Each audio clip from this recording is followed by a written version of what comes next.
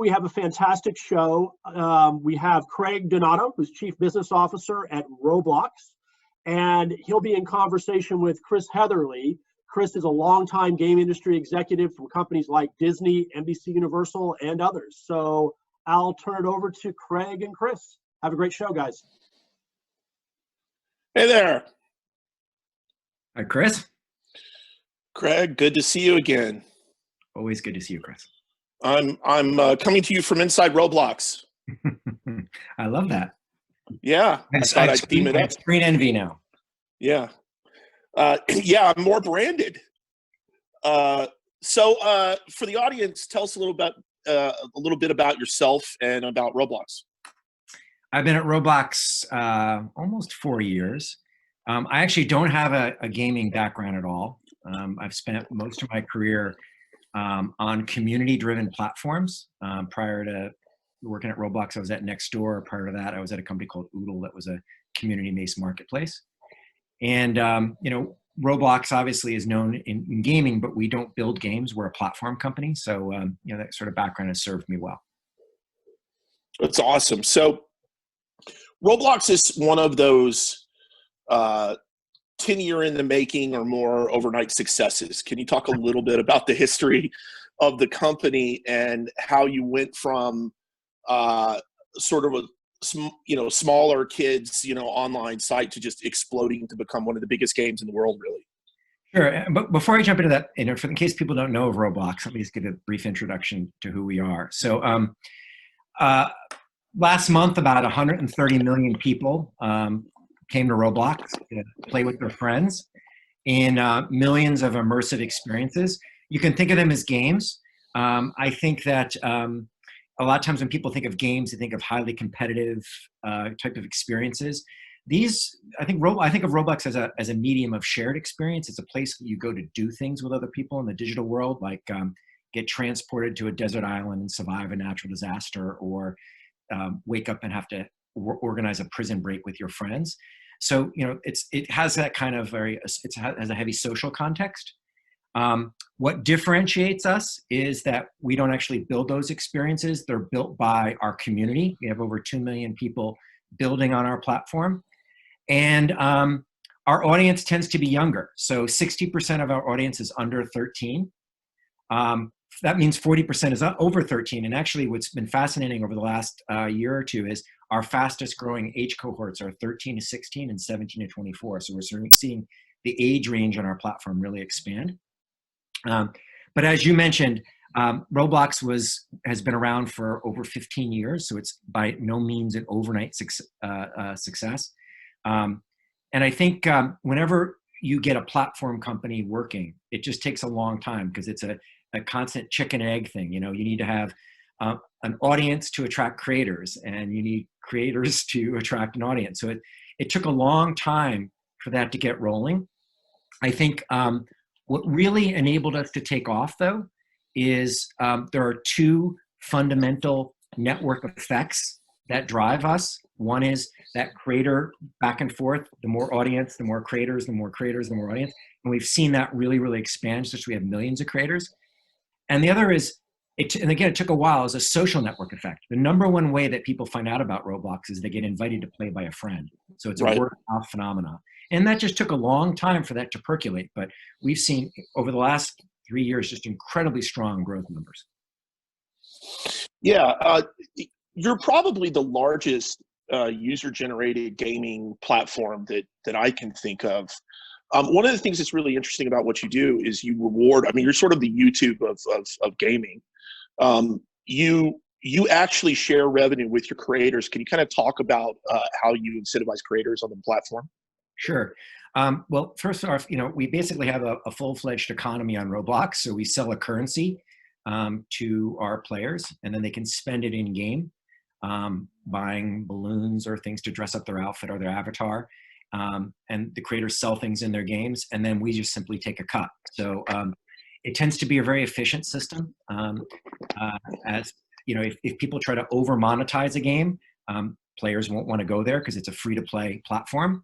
But if they're clever about it and they're, that they'll do quite well. We paid out over $110 million to our creators last year.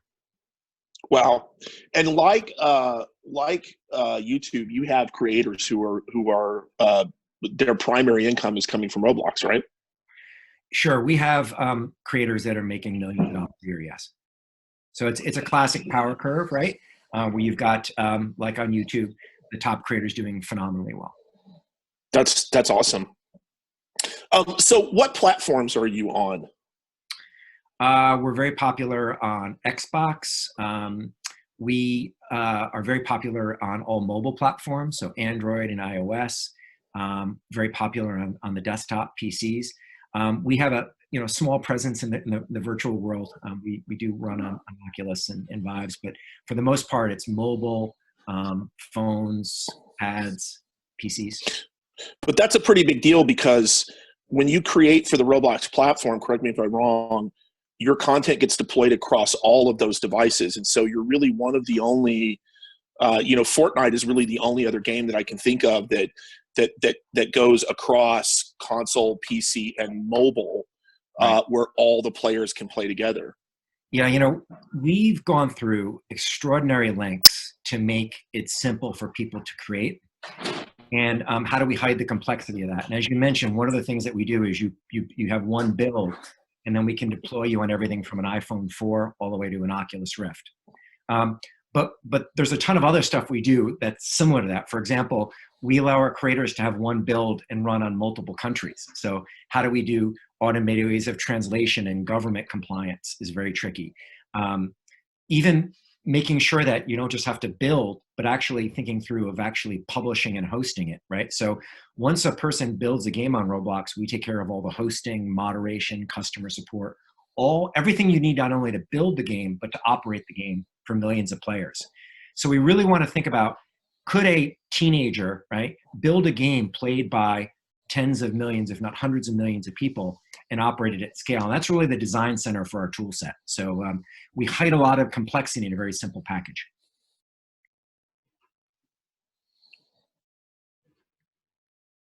Am I frozen? Oh, I dropped out there for a second. Oh, okay. No, I was frozen. Yeah, I mean, it's pretty impressive technically what you're doing because, a teenager is not going to have the skill set to write something that can scale, in that way. Talk a little bit more about just the technology side of the platform and how you're able to, enable this content to scale at those levels. So there's a lot of stuff we do. So first off, we have our own cloud. So we have game servers all across the globe that enable us to scale. I mean, we need to make sure that two people playing on their phones, one in Boston and one in Florida or maybe in a different country, are synchronously interacting in real time on our platform, which requires a lot of networking technology, requires a really performant cloud. So there's just a lot of infrastructure that we've put around it in addition to the tools to enable stuff like that to scale. So yeah, we have a very complex technology stack, but again, it's all about hiding all that complexity from our users and from our creators. And what countries are you in, or put another way, are there any countries that you are not in? Well, let me say what languages we support. So we're available in English, Spanish, Brazilian, Portuguese, French, German, Chinese, Japanese, and Korean. So we're obviously continue to add more. We're going to be adding more and more languages this year, but we've got a very big audience in Europe, a very fast-growing audience in Asia. So yeah, I think over half our traffic is now outside the U.S. Wow, that's fantastic. So having worked on Club Penguin previously, I know that moderation and keeping kids safe is really hard to do, and it's job one in a lot of ways. And you mentioned moderation, the fact that you're offering those services on behalf of your developers and moderating their games as well. Talk a little bit about how you do that and what kind of capabilities you have there. Yeah, so it happens on many levels. One is we have over 1,000 moderators that review all the pieces of content uploaded into a game. So that's one there. And second of all, we make sure that in any language that we support, we've got 24/7 people on staff that can jump into a situation if it arises. So just a lot of people deployed to support those customers. But in addition to that, we've got a tremendous amount of machine learning and AI focused on tracking everything that's going on in the games, what people are saying, tracking to make sure that it's appropriate. And we're taking into account not only what they're saying, but who the user is, how old they are, and who they're talking to and how old they are, and doing all sorts of tracking and filtering. So there's a tremendous amount of infrastructure that's going on there. And lastly, we provide a lot of tools for self-moderation. And we think this is important because we want to train people how to take care of themselves in the online world. So if I'm having an interaction and I'm not comfortable with it, I can mute you or even block you so I don't have to deal with you again. In addition to that, we provide a set of parental controls as well for our younger players. So there's a tremendous amount we do. The safety of our community is our top concern. So we've invested an immense amount in that. That's fantastic. So I wanted to pivot and ask a little bit about how you guys are doing in the times of coronavirus. Let's start with the team. How's your team doing? I assume that you're in San Francisco, so you probably have the stay in place orders. Is the team all at home? What is distributed been like for you? So we're a company that traditionally has really prized being in one office. That's something we've really focused hard on doing. So it was definitely a big transition for us. We have an office in China. So we were a little bit, we were seeing what was happening there in terms of the trends. So we had been tracking this for quite some time. So prior to the crisis actually really taking off, we had started doing practice work from home days and actually sending out people surveys going, what would prevent you from being fully efficient from working at home? So making sure people had their home offices set up. So we ran those for a series of time. And then we actually shut down the office. We're rolling into week 8 right now from working from home. It's been challenging, but we try to be very intentional about the way we communicate with each other. We talked a little bit about this, prior to going on air, about a lot of the sidebar conversations that you can expect to have are really hard. So we have virtual happy hours. We get together for game time where we go plan Roblox together for fun, have scrums in the morning. So I think we've tried to put a little scaffolding in place. It's obviously challenging, but this isn't a time for us to slow down. We're all quite busy, so it's not a time to take our foot off the gas. Yeah. So one of the side effects of this pandemic has been that people are home. They're looking for ways to connect with people, and games have been a big way for people to do that. We've seen, records being set by almost every game, including yours. And correct me if I'm wrong, but you've seen a 40% increase in traffic, according to one report, since the people started sheltering at home. And David was telling me earlier that you had one game that had as much as 1.6 million concurrents in one game alone. Talk a little bit about just what you're the growth that you're seeing and the engagement that you're seeing during this time. Yeah, so we've definitely seen a very large uptick. As you mentioned, social distancing has created social isolation for a lot of folks, and a platform for like Roblox, which is really all about hanging out with your friends and staying connected with your friends, is really serving a very important need, right? So, anecdotally, my son is in high school, and his recess now happens on Roblox, right? So getting together with his friends and hanging out. So I think it provides a really valuable function in terms of enabling people to stay connected. And we have people, we view ourselves as really providing a utility during this time, and then it's serving a need. So, scaling servers, we've got people working in the middle of the night and through weekends and everything, making sure that we've got enough capacity to handle the need. It's been a very busy time here at Roblox. Yeah, I mean, you probably normally plan for 20-30%, but a 40% increase is, it's scuttle the team and get everybody working, right? It's not something you expect overnight.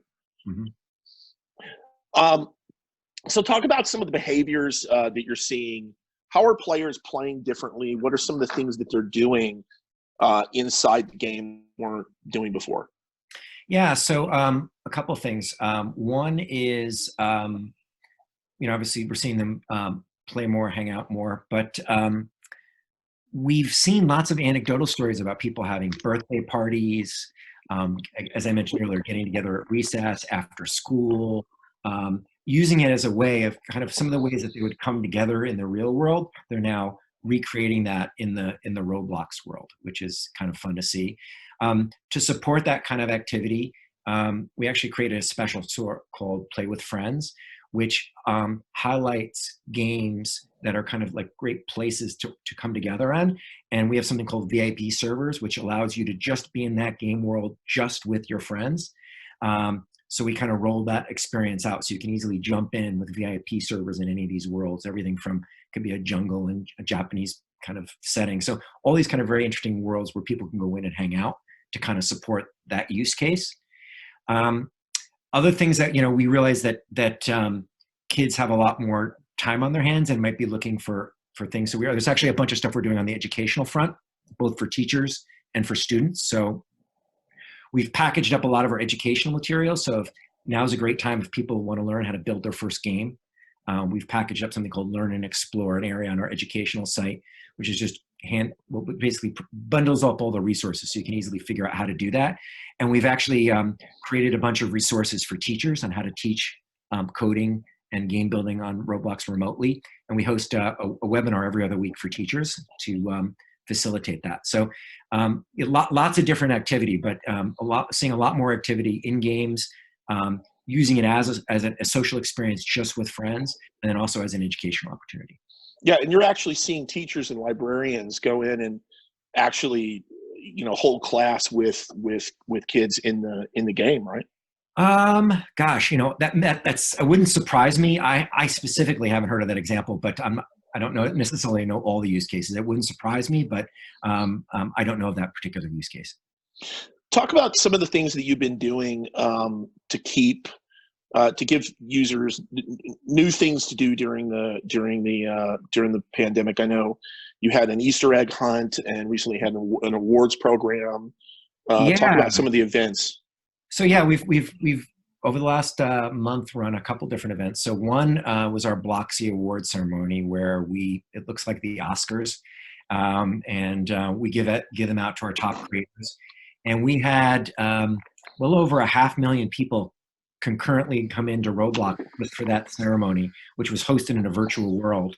And it looked kind of like Coachella. It was kind of cool, that huge stage. So they were all watching it together, this Bloxy Awards ceremony. So that happened. We're now running a virtual Easter egg hunt through the end of April, where we've got these really cool Easter eggs hidden in games spread out all over the Roblox universe. So people are out having a good time with that. And we continue to look for new things to do. We're going to release some more details on this tomorrow, but there's a really cool concert series that's going to be put out this Saturday called One World with Lady Gaga and Billie Eilish and all that stuff. And we're gonna stream that live within a Roblox world to allow people to kind of watch it together, create a sense of community around that. So we're always figuring out ways to not only just play together, but actually for people to be together, to consume media together in the Roblox world. That's awesome, and it sort of gets to another point that I want to touch on, which is there's a lot of talk always about the metaverse, and the subject of discussion normally when this comes up is Fortnite, because they've talked about it the most. But in a lot of ways, Roblox is even more of a metaverse than Fortnite. Can you kind of talk about what is the metaverse? What do you think? How do you see the metaverse? How does it influence your thinking as you think about the future of the product?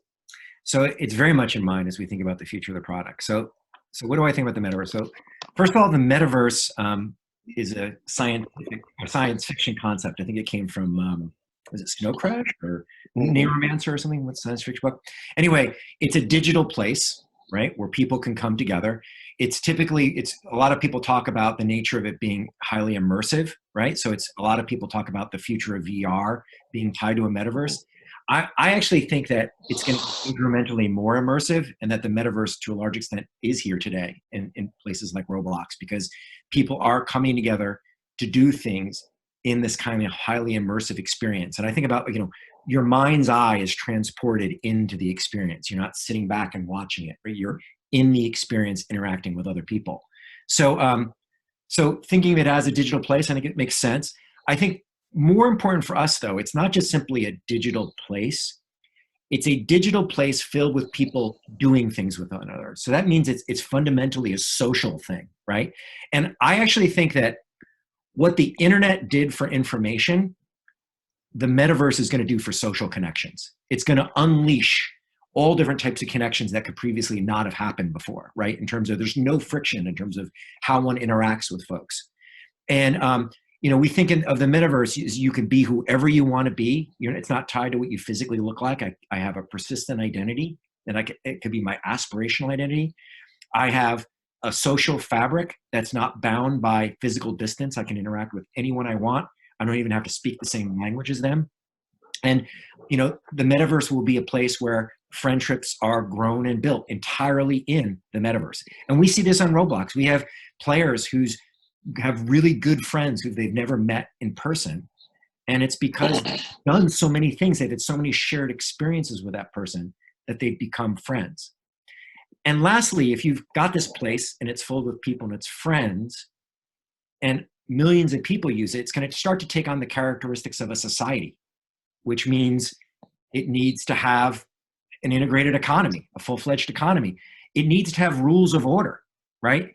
It needs to have civics and safety concerns that are rules that are enforced. It can't be the Wild West. So, all those things very much inform what we do at Roblox and where we invest in it. So apology for the long answer there, but it's something that's near and dear to our heart. That's a great answer. I'm just looking at the chat that's coming in, and they're just, every message is, my kid loves Roblox. My kid is playing Roblox right now. I have. Oh, that makes me so happy. Thank you. It's yeah, you should check it out before we get off, because it's a ton of Roblox love in there. By the way, hello to Erica Winterhaller, my good friend. Very interesting. So I'm going to get to some of the questions, and if you have questions, please post those to the Q&A, because we're trying to keep those over there. One question, any concerns about the impact of the new wave of Chinese regulations on Roblox? I think as we're working on launching Roblox in China, we have a joint venture with Tencent to do that. And, clearly we need to make sure that the Roblox that is in China matches those government regulations. But I don't have any concerns in that in terms of it bleeding over into the rest of the Roblox universe. So I don't have any specific concerns.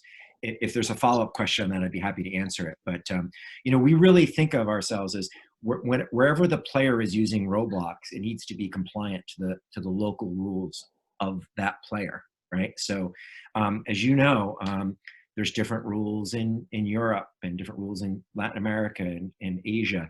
And that's actually one of the complexities of running a global platform, is thinking about how we actually manage compliance on a global scale. There's quite a lot of effort going into that and has gone into that for our platform. Yeah, that's actually one question I wanted to ask is, again, with the Club Penguin experience, compliance with all of these laws is, it's a tapestry of laws in every, the age of, at which a kid can give their own consent is different in different countries. It's always evolving. Can you talk a little bit about the regulatory environment, how you're handling that, and just the challenges of managing data when it comes to kids? Yeah, well, I'll do the last one first. I think one of the advantages that we had as starting off as a kids platform is that we started off assuming that we weren't capturing any data. So our business model isn't based on advertising. It was built from the ground up to be fully COPPA compliant. So we really start with the thing of like, well, let's assume we're not collecting any data on the users, and we're pretty well in a good space from that perspective. And it's been interesting, when I first joined Roblox, I remember thinking it would be a little bit of a of a friction point to start off with kids. And as we became more and more popular, would that hurt us aging up? I actually think it's going to turn into an advantage, because all the work we've had to do around being, protecting users' data and not using a lot of data, as well as all the work we're doing around safety and civility, and ultimately being responsible as a UGC platform, being responsible for the content on our platform, right? All that tremendous work, I think the world is shifting, right? And those things are going to be important, not just for kids, but for players of all age. So I feel good about that. I'd say in terms of the investment we're making in terms of international compliance, a lot of it for us is going to be thinking about how to actually make it easy for our creators, right? It's easy to sit there and figure out, well, not easy, but it's relatively easier to figure out what games can be played in different countries, because based on the nature of the games. But how do we actually enable games to be more dynamic in terms of how should they be expressed, right? It can't have red blood in China. So can we actually figure out ways to systematically do that kind of stuff? So there's a lot of infrastructure being built around that. Got it. Michael Holton wants to know, how will AI and machine learning change gaming? You talked about this a little bit earlier in the context of moderation, but maybe you can touch on other areas where you're using or thinking about AI. And he asked, when will we play against AI characters that we design their personalities, or they design their own personalities? Yeah, I'm probably the wrong person at Roblox to ask that question as the business guy. But I would say, a vast part of our AI is invested in the safety area. But I do know that there is some work in terms of the computer characters, the non-player characters. But I'm not the right person to answer that, unfortunately. Got it.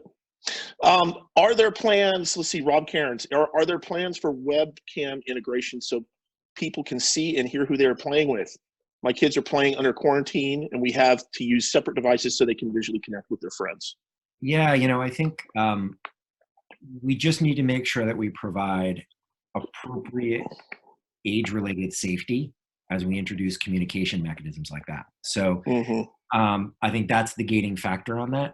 So for us, before we actually would want to integrate it in, we'd want to have that all built up. And as you can imagine, there's a lot of complexity on that. That is something that we're looking at and figuring out how to do, but that's a non-trivial problem to figure out. Yeah, for sure. You can't just moderate that. Yeah. Yeah, moderation, safety. You can't just Zoom recently has been knocked in the press around some of the security, not having end-to-end encryption. I mean, all those things are doubly important when you're talking about kids. So totally makes sense. I also do think it's kind of nice though for kids and teens to also be able to communicate with their peers without their physical identity, right? So using their aspirational identity and who they want to be and who they want to express. And, we've heard a lot in terms of focus groups from that being very freeing for kids to just be able to design who they want to be and to show up in the world with that self first. So, I think there's pros and cons to both of those.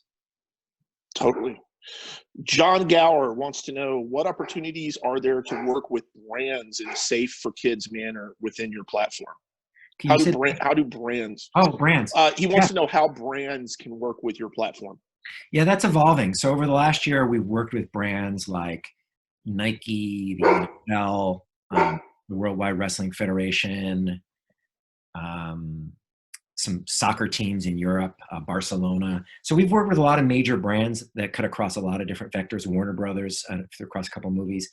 And historically, what we've done is we've enabled them to, we first of all, we start off by doing it community first. So we look at what brands does our community love the most? And then we reach out to them and find out, is there a way that we can actually celebrate that brand in our community?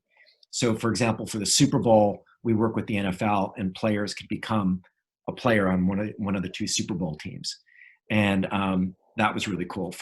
It was something similar around the world, around I'm spacing on what the big wrestling federation things, what's that called? WrestleMania, where they got to be one of the WrestleMania characters. Similarly with Nike, we kind of designed these really kind of cool custom shoes. So we're always trying to figure out ways that people can use it to dress up their avatar or kind of expand their identity. Because celebrating a brand and kind of wearing that and showing it off to your friends is kind of a cool thing. So we've done a lot of that, and we'll continue to do a lot of that. we're starting to experiment with how to take that further, but those are kind of all plans that are in development that we haven't launched yet, but that's something we're very interested in doing. But we want it to be done very much in a way about what are appropriate ways for a brand to engage with their community on Roblox. Got it. What's your POV on keeping Roblox both simple while allowing creators to expand through their own creations? Are those two ideas at odds? In terms of the complexity of the tools? It seems that's the question, yes. Yeah. Look, I think that we've invested an immense amount enabling our creators to build very, very complex creations on Roblox. And you'll find that the tools will always be about 6 months ahead of what you'll see on our platform. But in terms of lighting quality, world size, frame rates, all sorts of things across the board, there's been tremendous amount of progress and investment made in that. And I think that you'll be continually surprised at the quality of the games that'll be published on Roblox. So a lot of great things to come on that, but that's been a massive area of investment for us. Roblox has done an amazing job of capturing the tween and tweenish audience. How do you extend your reach to capture more attention from mid-teens and beyond? Yeah, I think it's going to happen organically. Our goal is to age up with our user base to stay with them. That said, it's actually happening faster than that right now. As I mentioned earlier, our two fastest growing age cohorts are 13 to 17 and 17 to 24. What invariably happens in this setting is that as your audience grows, then the creators start building games for that audience, because the niches start to get big enough to build, and it tends to be this kind of very much a network effect in itself. So we're starting to see, there's always been a credible diversity of games on our platform that really reflects the diversity of our community, but we're really starting to see games, that tend to shift towards younger versus older players. So we're starting to see more games that are more tailored towards older players popping up on our platform. And I think that will tend to reinforce itself. And you'll continue to see that kind of expanding age range on our platform happen. So, like as I said, it's happening now, but I expect it'll actually accelerate in the next 12 months. That's great. I'm scrolling through the comments, and it's continuing. There's a continuing love fest for Roblox. Can you talk a little? We haven't talked about gender in this. So you have video games traditionally, although not to be, I think there's a stereotype that games are traditionally skewed to males. In truth, the mobile platform is 60% women.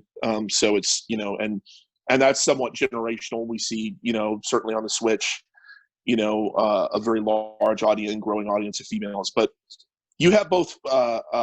Talk about the demographics and sort of gender split within your audience and how you appeal to both boys and girls and keep them engaged. Yeah, so over 40% of our audience identifies as female. So it's a pretty good mix of that in terms of both age ranges and gender. I think a lot of it is simply because people can kind of find their own way. So we have games that tend to be dominated by people that identify as female, male, mixes. It's really quite a wide range. And I think it's because it's just the incredible diversity of the experiences you can find on Roblox. And, what's fascinating is when you actually go down and open up the covers a little bit, people play lots of games in Roblox. And then when you actually put them on top of each other, the surface area, because they're not playing the same games, covers a very, very wide range of games on our platform. And I think that enables people to kind of find their own thing. Mm-hmm. And I think we're able to do that, it's a very helpful thing because it's a reflection of the diversity of our creator community, which has got all different types of people from all over the world building. So I think they're producing lots of different experiences and they're finding their unique audience on Roblox. That's great. Assuming this continues through the remainder of the school year and into the summer, do you predict lasting changes to digital media behavior of children's or parents? Yeah, it's interesting. I think it's going to be more parents. what's been fascinating to me about this whole thing is how it doesn't seem to have. So again, projecting this off my family, my son, for example, who is, I think, let me even step back further. So when we do focus groups for people in this generation, younger people, it's been fascinating to see that they actually, it's my belief, they perceive reality differently than we do as adults, right? So I think of the physical world and the digital world as these distinct things. And this younger generation really doesn't see that difference. It's one giant world to them. They always have one foot in both worlds at the same time.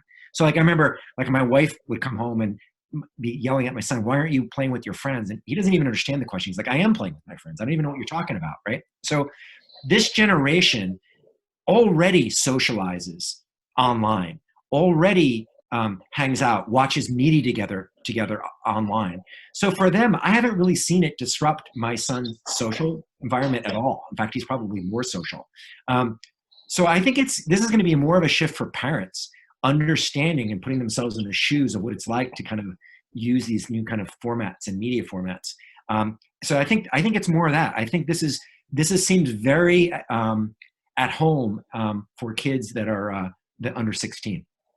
At least that's I don't know what your perspective. I've seen the same thing. I mean, my kids are teenagers, and they, when you say that, and I think about it, I mean, but even before this, we're doing homework over FaceTime. Yeah. And over their computer because, they don't have cars. It's a very strange thing. I don't know if you see this with your kids, but there's not as much compulsion to get a car because of all the connectivity that they've got. Where our generation was just couldn't wait to get a car. But they've been doing homework and stuff like that over VTC, which is something that we probably weren't doing a lot of work over video conference unless we had to before this. So you're right. I think it's been probably a bigger change for us than it has for them.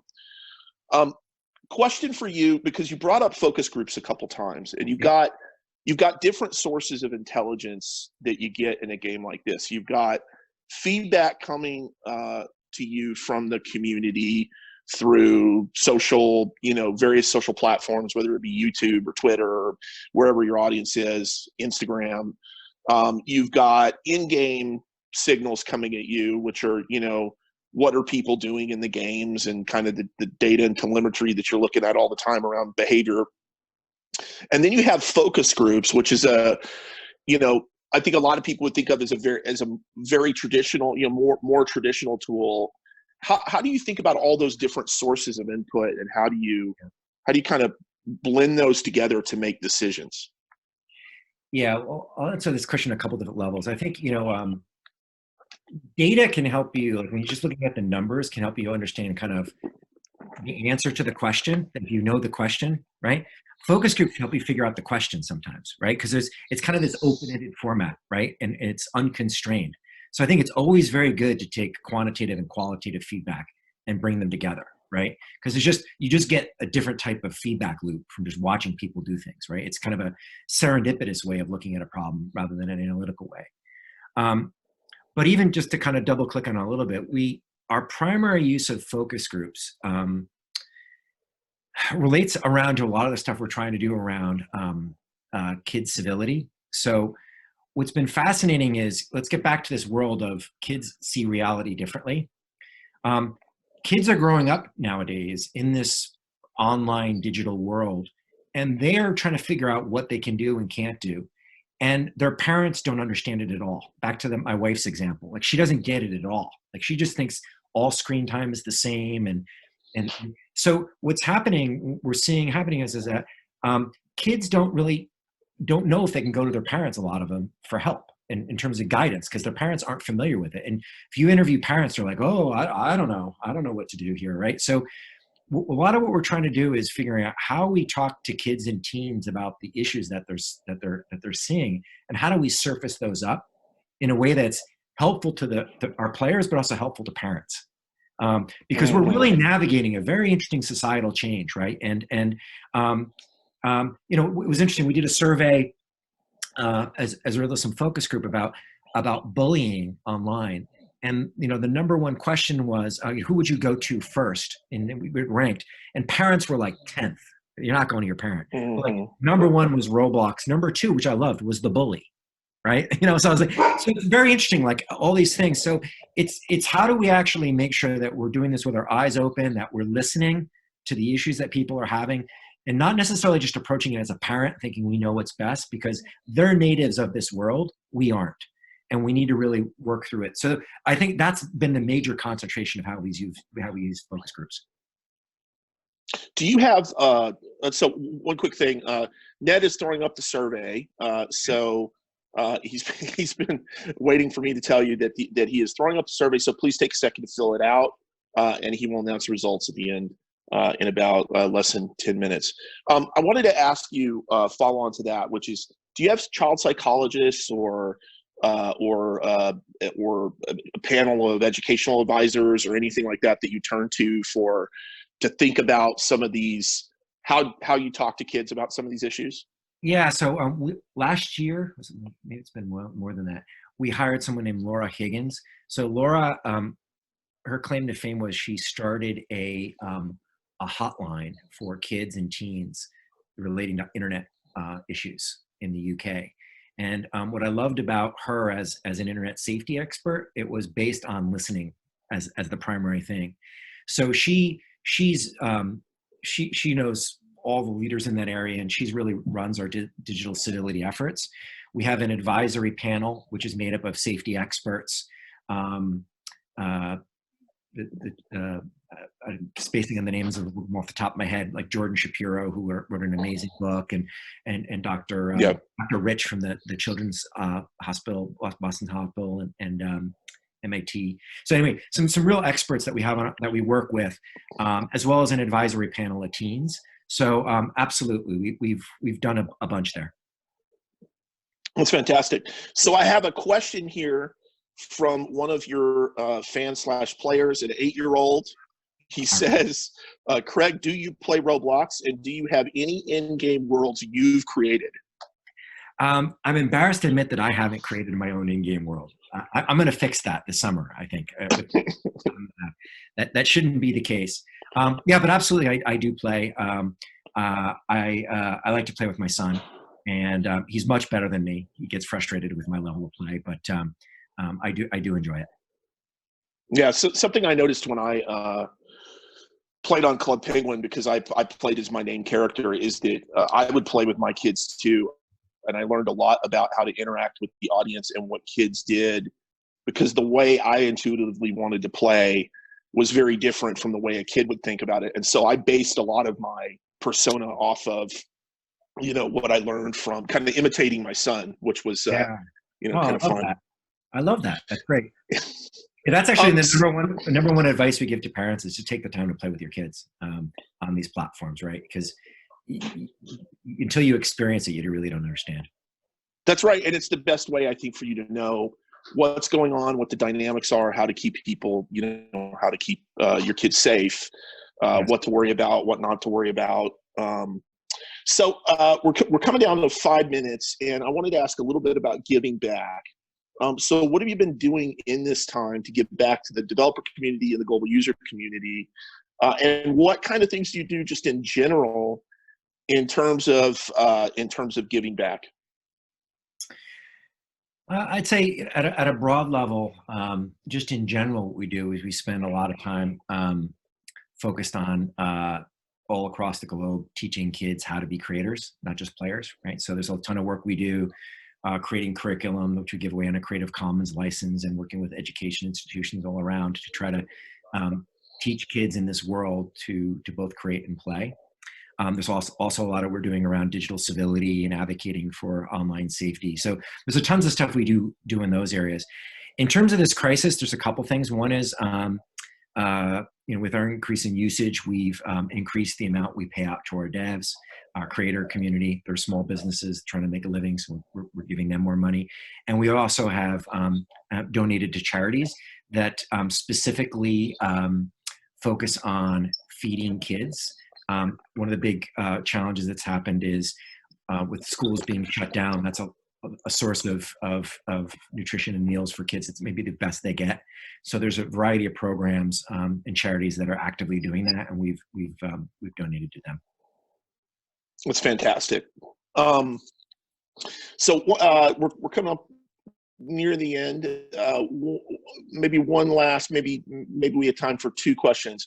But I'm going to ask, Roblox as a franchise, sort of, how do you think of Roblox beyond Roblox? You've got a toy line, you've done some merchandise. You know, Lego had the Lego movie. When are we getting the Roblox movie, the Roblox television show, Roblox theme parks, Roblox lunchboxes? When is Roblox going to go Disney? I don't think we're probably ever going to do that. I think one of the things that's been interesting is even as there was a time that we explored whether we should do a movie or a TV show.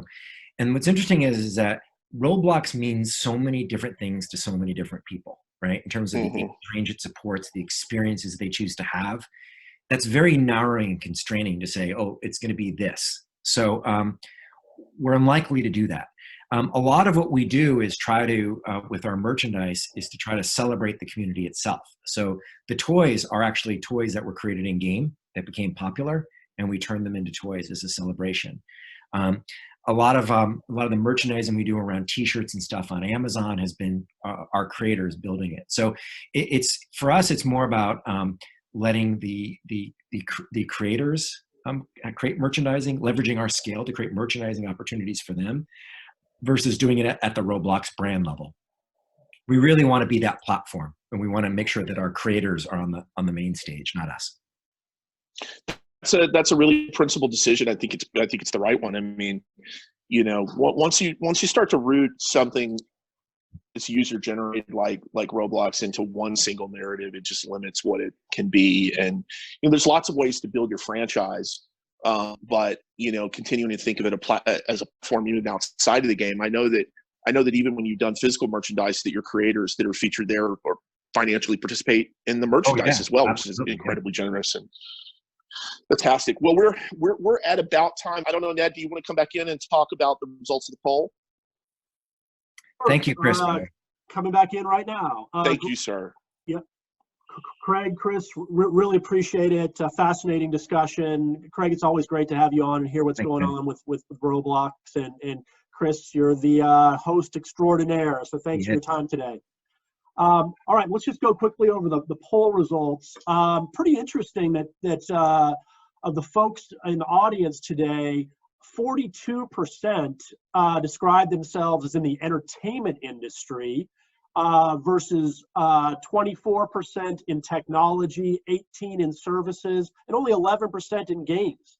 I think that's kind of interesting because this is our games day, and that's a much higher number on the entertainment side, Craig, than we've seen on other game days. Probably because Roblox is an entertainment platform, kind of first and foremost. Let's see, how familiar are folks with Roblox prior to this webinar?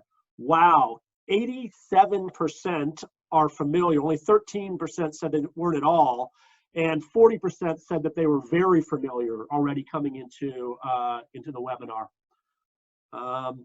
Let's see, which device do you use most for digital entertainment? Maybe not surprisingly, 42% say mobile phone. I bet a lot of your users, Craig, are using on the phone. And our final question is, if you have kids at home, have you connected them with their friends through online gaming? 53% say yes. I'll say with a 14-year-old boy and 11-year-old girl in the house, the game devices are by far the mode of communication. My friend does his homework in Discord with his friends.